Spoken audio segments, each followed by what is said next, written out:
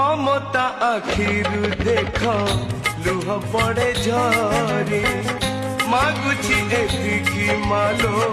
पड़तकु पारी मा तो